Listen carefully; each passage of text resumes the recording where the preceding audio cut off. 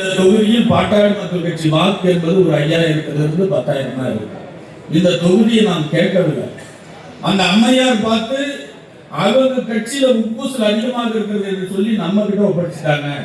ஆகவே இந்த தொகுதி வெற்றி பெறுவதற்குண்டான வாய்ப்பு இல்லை. அப்படி வெற்றி பெற்றால் உங்களுடைய முயற்சியில் தான் அது வெற்றி பெற வேண்டும் என்று தான் எங்களுக்கு அந்த பொறுப்பை ஒப்படைத்தார். நாம் முன்னாள் சட்டமன்ற உறுப்பினர் ஓமலர் தமிழர் சபை என்னோடு இணைத்துக் கொண்டு அங்கு பணியாற்றி காசாம்பூமாலை என்கிற நமது வெற்றி வேட்பாளரை 1750 ஓட்டு வித்தியாசத்தில் நாங்கள் வெற்றி பெற செய்தோம். பாட்டாளி மக்கள் கட்சியிலே வெறும் 10 பொறுப்பாளர்கள் தான் நமக்கு அங்க கிடைச்சாங்க. 10 பேர் விலை போவாத கொள்கை ரீதியா சமுதாய உணர்வோடு வெறும் 10 பேர் தான் நமக்கு கிடைத்தார்கள். அந்த தொகுதியை நாம் வென்றெடுத்தோம். ஆனால் பெண்ணாகரம் தொகுதி என்பது தமிழ்நாட்டிலே தனித்து பாட்டாளி மக்கள் கட்சி என்று வெற்றி பெற்ற இடம். அந்த இடத்தில் இன்றைக்கு நாம் தோல்வியை தழுவிருக்கிறோம் என்று சொன்னால் உண்மையிலேயே என் 45 ஆண்டு கால வரலாற்றிலே நான் சிறையில் இருக்கும்போது கூட நான் வருத்தப்படல. இந்த 25 நாட்களில் அந்த பெண்ணாகரம் தொகுதியிலே நான் பட்ட துன்பங்களும் வருத்தங்களும் சொல்லி மாறாது.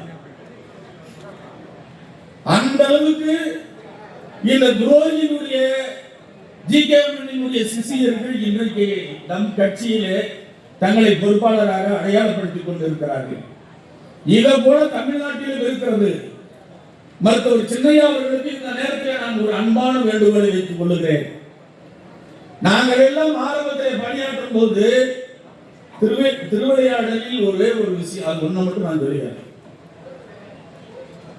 தன் பெற்றோர் அதாவது பார்வதி பரமசிவனிடம் கனியை பெற்றுக் கொள்வதற்காக விநாயகரும் முருகரும் யார் இந்த உலகை சுற்றி வருகிறார்களோ அவர்களுக்கு இந்த கனி கொடுக்கப்படும் என்று சொல்லும் போது முருகர் மயிலேறி சுற்றி உலகத்தை சுற்றி வருவார்.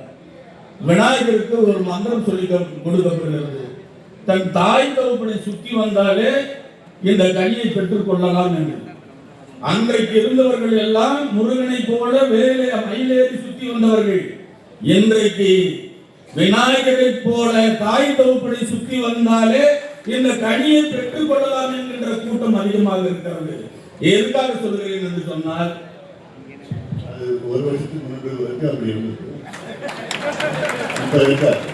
நம்முடைய முன்னெடுப்பு மாற்றம் என்பதை உருவாகும் என்பதை இந்த நேரத்தில் தெரிவித்துக் கொண்டு மருத்துவர் சென்னையா அவர்கள் கண்டிப்பாக இதை ஆய்வுக்கு உட்படுத்தி நீங்கள் வருங்காலத்தில் இந்த மாதிரி ஒரு மாற்றத்தை ஏற்படுத்தி கொடுக்க வேண்டும் என்பதை இந்த நேரத்தில் அன்போடு கேட்டுக்கொண்டு வாய்ப்புக்கு நன்றி கூறி விடைபெறுகிறேன். நன்றி. வணக்கம்.